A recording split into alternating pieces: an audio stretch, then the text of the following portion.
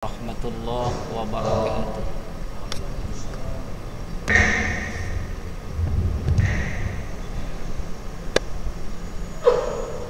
Innal hamdalillah nahmaduhu wa nasta'inuhu wa nastaghfiruh wa na'udzu billahi min shururi anfusina wa min sayyiati a'malina. May yahdihillahu fala mudilla lahu wa may yudlil fala hadiya lahu. Asyhadu an la ilaha illallah wahdahu la syarika lahu wa asyhadu anna Muhammadan 'abduhu wa rasuluhu la nabiyya ba'dahu. Allahumma shalli wa sallim ala nabiyyil karim wa ala alihi wa ashabihi ajma'in, amma ba'd. Faqad qala ta'ala fil Qur'anil karim, a'udzu billahi minasy syaithanir rajim, wa dzikir fa inna dzikra tanfa'ul mu'minin. Wa qala an-nabi sallallahu alaihi wasallam, ittaqillaha haitsuma kunta wattabi'is sayyi'atil hasanata tamhuha wa khaliqin nas bi khuluqin hasan. Sadaqallahu wa sadaqa rasul. Hadirin jamaah kaum muslimin Masjid Darussalam rahimakumullah. Alhamdulillah, Allah Subhanahu wa taala memberikan nikmat yang sangat besar kepada kita, yaitu diberikan kekuatan kita di tengah-tengah kesibukan kita bekerja.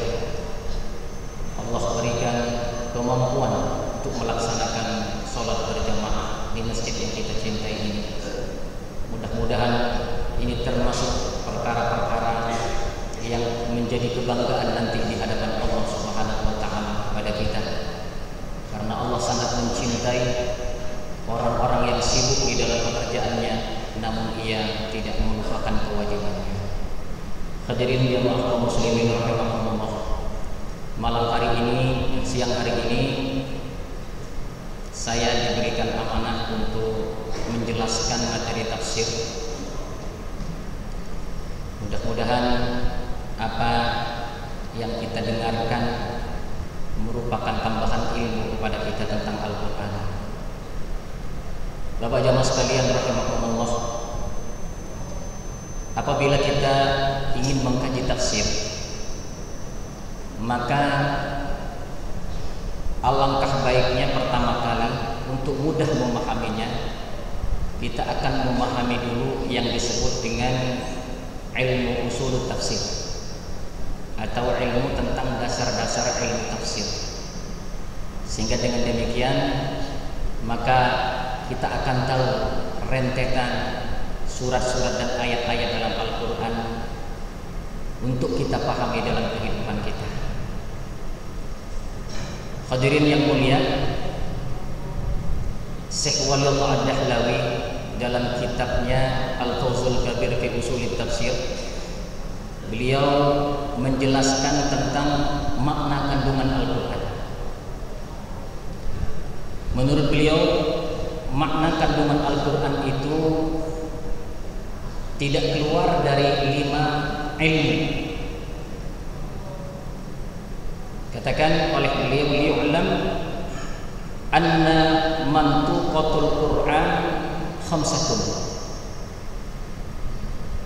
Al-Quran ini ada ilmu mantuqah, ada ilmu mafhumah, ada makna yang tersurat, ada makna yang tersirat. Maka kata beliau,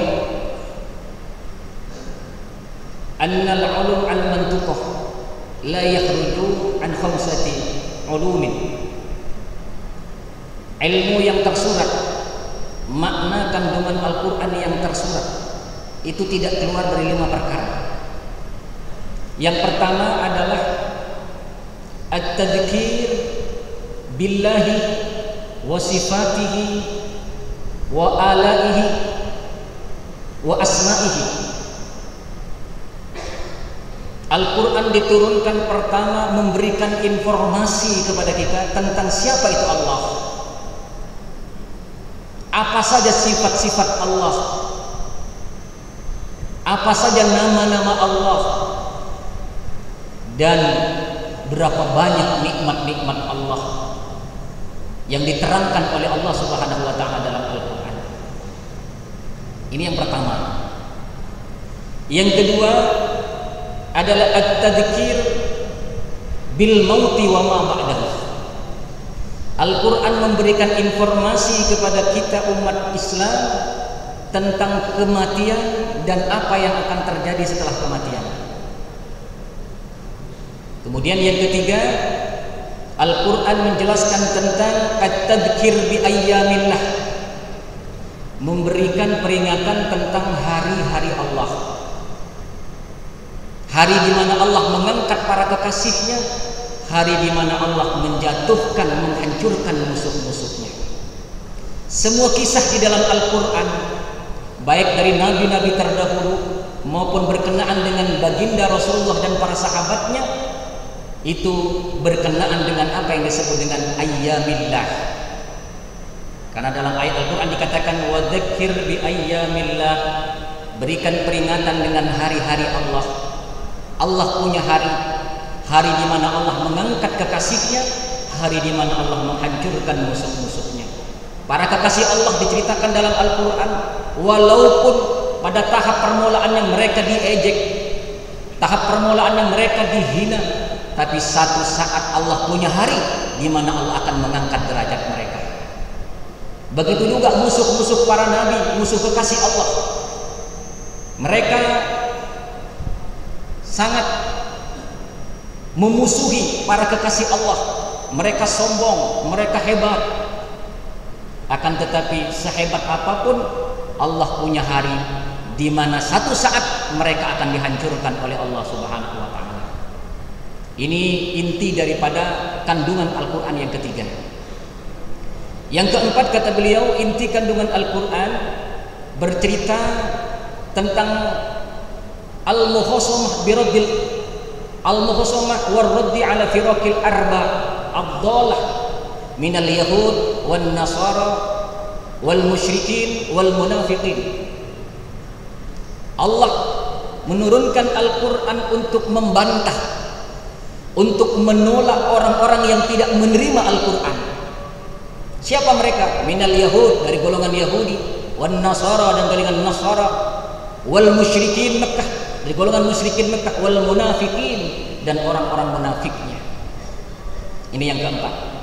Yang kelima, inti kandungan Al-Quran bercerita tentang al-ilmu bil ahkam minal wajibat wal mandubat wal mubahat wal makruhat wal muharramat wal hudud. Allah bercerita, menurunkan Al-Quran menjelaskan tentang hukum-hukum, peraturan-peraturan dalam kehidupan. Yang pertama bercerita tentang, menjelaskan tentang perkara yang wajib, yang sunnah, yang mubah, yang makruh, yang haram, dan selanjutnya. Al-Quran juga menjelaskan tentang sanksi-sanksi kepada orang yang melanggar hukum-hukum Allah Subhanahu wa taala.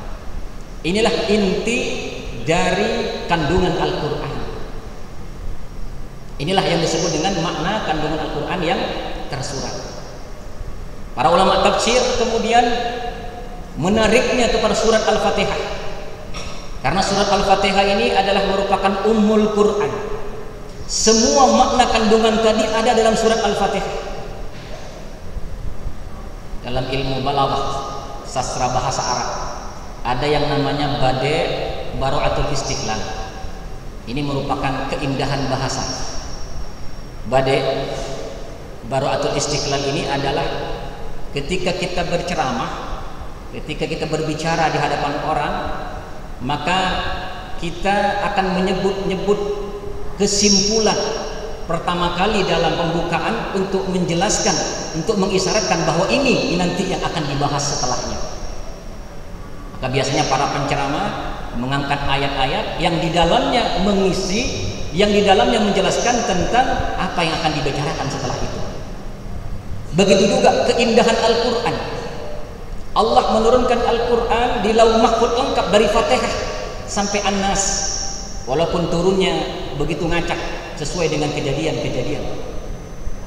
Akan tetapi Ummul Kitab ini mencakup seluruh isi kandungan Al-Quran. Ketika kita baca Al-Fatihah, ini artinya kita telah mendalami, telah memahami, mengerti seluruh kandungan Al-Quran tadi. Kita lihat sebagaimana yang dijelaskan oleh Syekh Waliullah Ad-Dahlawi tadi, bahwa Al-Quran inti kandungan yang pertama bercerita tentang Allah, sifat-sifatnya, nama-namanya dan nikmat-nikmatnya. Ini hampir 70% dalam Al-Quran menjelaskan tentang Allah, sifat-sifatnya, nikmat-nikmatnya. Ini ada pada surat Al-Fatihah. Bismillahirrahmanirrahim. Alhamdulillahirabbil alamin arrahmanir rahim. Ini intinya di sini. Terus yang kedua tentang makna peringatan Allah bil mauti wa ma ba'dahu, tentang kematian dan setelah kematian. Ini diisyaratkan di dalam surat Al-Fatihah dalam kalimat Maliki Yaumiddin. Mereka, Allah Subhanahu wa taala pemilik, penguasa hari pembalasan, hari akhirat. Kemudian yang ketiga bercerita tentang ayyamillah, hari-hari Allah. Hari di mana Allah mengangkat para kekasihnya, hari di mana Allah akan menghancurkan musuh-musuhnya. Jadi sekalian, ini bisa kita lihat di dalam ihdinas siratal mustaqim, siratal ladzina an'amta 'alaihim, jalan orang-orang yang dicintai Allah, minan nabiyyin wasiddiqin wasuhada wasolihin. Inilah orang-orang yang dikasihi, yang dicintai oleh Allah. Kemudian adapun orang-orang yang dibenci, yang dihancurkan oleh Allah pada akhirnya, mereka itu adalah al-maghdub dan ad-dhalin. Mereka orang-orang yang dimurkai Allah, minal yahudi wan nasara wal musyrikin wal munafikin. Ada pada al-maghdubi alaihim, ada walad dhalin. Kemudian yang terakhir yang berkaitan dengan hukum-hukum al-ahkam, dari yang wajib, dari yang sunnah, itu ada pada surat Al-Fatihah, ihdinas siratal mustaqim, tunjukilah kami ke jalan yang lurus. Maka lengkaplah kalau kita memahami surat Al-Fatihah ini, berarti kita sudah memahami seluruh isi kandungan Al-Qur'anul Karim. Hadirin rahimakumullah, Allah Subhanahu wa taala juga memiliki makna-makna yang tersirat, al-mafhumah. Makna-makna yang tersirat di dalam Al-Qur'anul Karim, yaitu perasan dari 5 inti Al-Quran itu tadi, begitu diperas menjadi 5 inti yang tersirat. Dari nomor 1 sampai nomor 4, peringatan tentang Allah dan sifat-sifatnya dan nikmat-nikmatnya, peringatan tentang kematian dan setelah kematian, peringatan tentang hari-hari Allah, peringatan tentang bagaimana Allah membantah orang-orang 4 golongan yang tidak mau menerima Al-Quran. Ini ketika diperas menjadi rukun iman yang 6. Ketika diperas menjadi rukun iman yang 6. Adapun yang kelima tentang ahkam, yang wajib, yang sunnah, yang mubah, yang makruh, yang haram, ini ketika diperas menjadi rukun Islam yang 5. Dilihat dari sisi akhlak, isi kandungan akhlak dalam Al-Quran begitu diperas, maka lahirlah apa yang disebut dengan satu rukun ihsan. Jadi rukun iman, rukun Islam, rukun ihsan, ini perasan daripada inti kandungan Al-Quranul Karim. Kemudian rukun iman ini diperas lagi, rukun iman diperas lagi, muncul kemudian syahadat yang pertama dalam rukun Islam, maka ini melahirkan at-tauhid wal imaniyat. Intinya adalah tauhid dan imaniyat. Kemudian untuk sholat, setelah rukun iman yang 6 ditambah 1 tadi syahadat, maka menjadi tauhid dan imaniyat. Kemudian sholat melahirkan 2 inti, at-taharah dan al-ikhbat. At-taharah kesucian karena kita sholat pakai wudhu, al-ikhbat ketundukan kepada Allah, wal istiqlam dan penyerahan diri kepada Allah.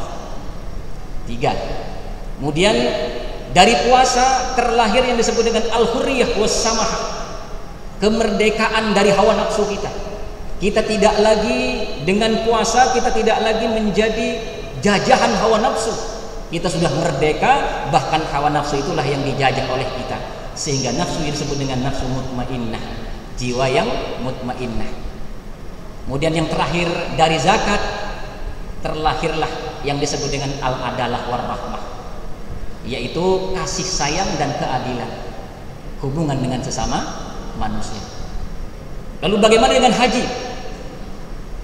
Haji ini ibarat makanan 4 sehat 5 sempurna. 4 tadi, 5 tadi untuk kesehatan rohani kita disempurnakan dengan haji. Karena ketika haji kita dibawa kepada inti sinyal di sana antara Baitul Ma'mur dan Ka'bah. Ini terdapat resonansi yang sangat besar, kesamaan di sana. Ada tawaf di bawah dengan manusia, di Baitul Ma'mur ada tawaf dengan malaikat. Sehingga antara Baitul Ma'mur dengan Ka'bah ini satu frekuensi yang melahirkan getaran yang sangat besar.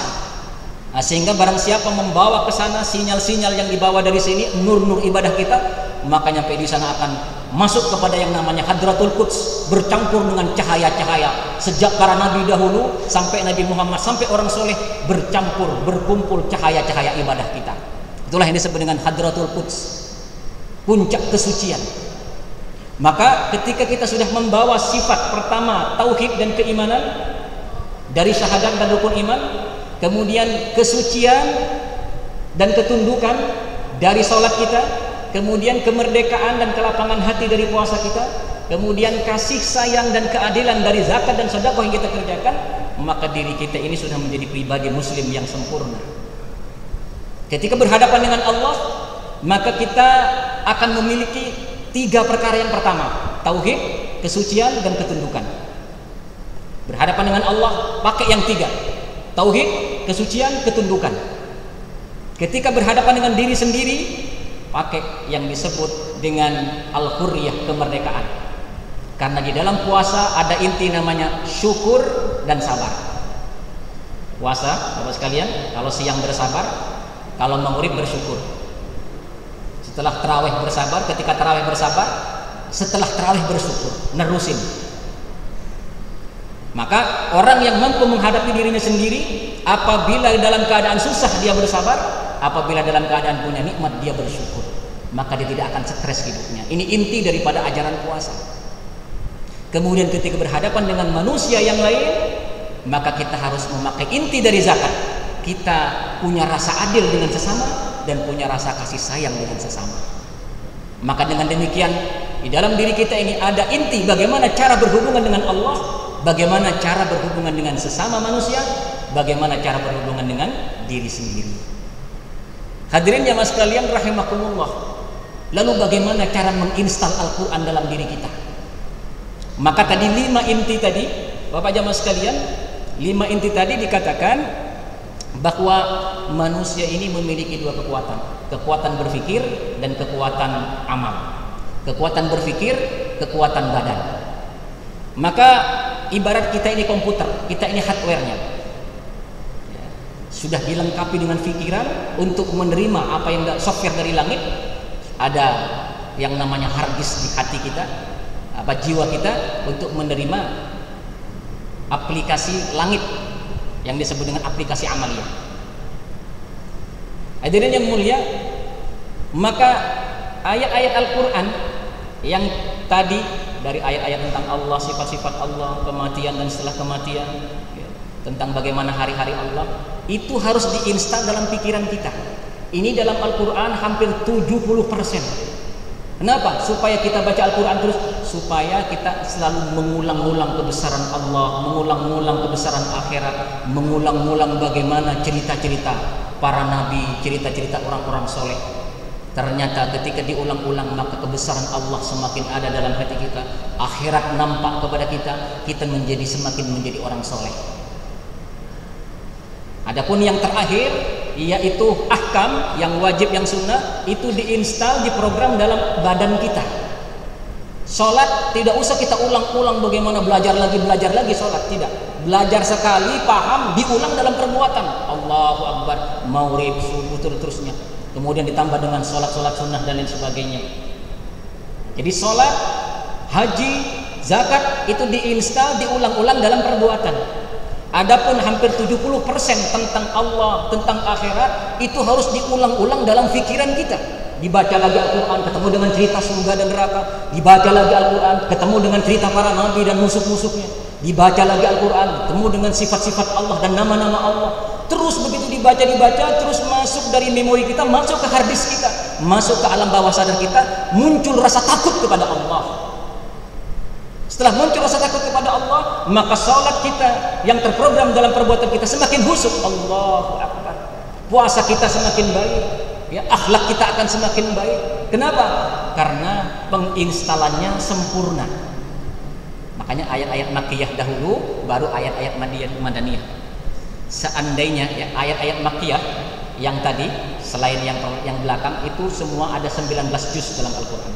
Adapun yang Madaniyah, yang ayat-ayat hukum itu ada 11 juz dalam Al-Quran. Cuman ada 11 juz dalam Al-Quran. Nah, seandainya dahulu yang diturunkan pertama kali itu adalah ayat-ayat Madaniyah, sholat, puasa, zakat. Sebelum diturunkan ayat-ayat Makkiyah, 100 tahun Rasulullah menginstal Al-Quran kepada sahabat, memprogram Al-Quran pada sahabat, maka tidak akan pernah selesai. Kenapa? Karena rasa takut kepada Allah belum ada, rasa nampak kepada akhirat belum ada.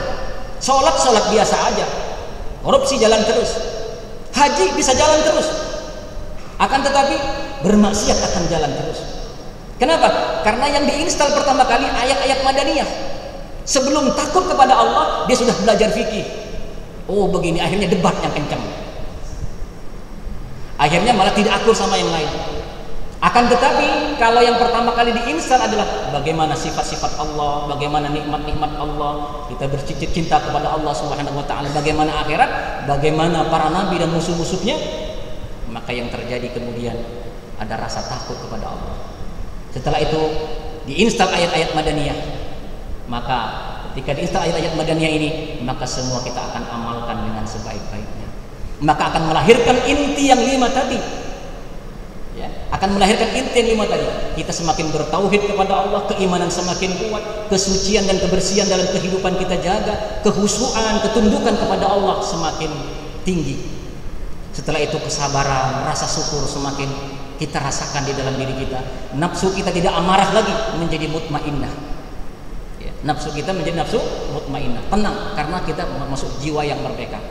Kemudian yang terakhir, ketika kita bertemu dengan sesama manusia, maka kita punya rasa adil, empati, simpati, dan penuh kasih sayang. Inilah inti daripada keimanan kita kepada Allah, kemudian rukun Islam, kemudian ihsan, sehingga Al-Quran dengan sendirinya sudah terinstal dalam diri kita.